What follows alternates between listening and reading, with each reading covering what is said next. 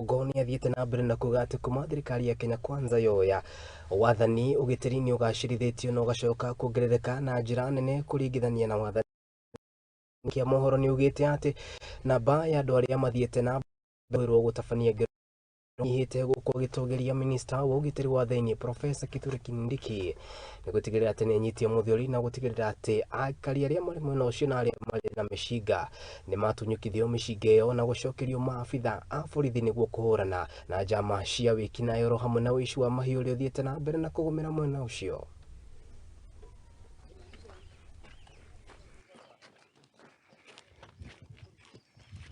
Nataka kuhakikishia wananchi ya kwamba usalama katika kaunti yetu ya West Pokot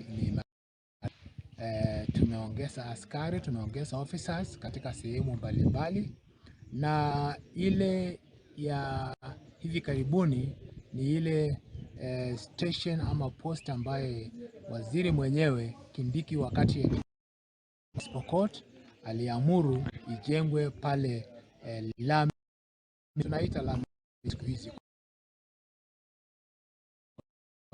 Officers zaidi ya 53 ambaye tumeweka pale wanashika doria.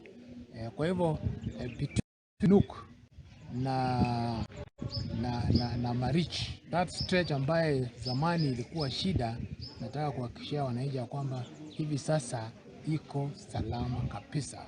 Kutoka pia hapo la Nyeupe kuelekea Sarmach, kuenda mpaka Basol, mpaka Amolem, nataka kuhakikisha kwamba kuna usalama ya kutosha.